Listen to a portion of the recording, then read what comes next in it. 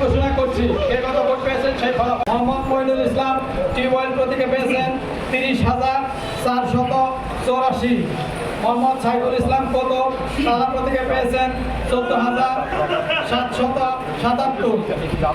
রাজকুমার খেলোয়াড় রাজু চশমা প্রতীকে পেয়েছেন 31,382।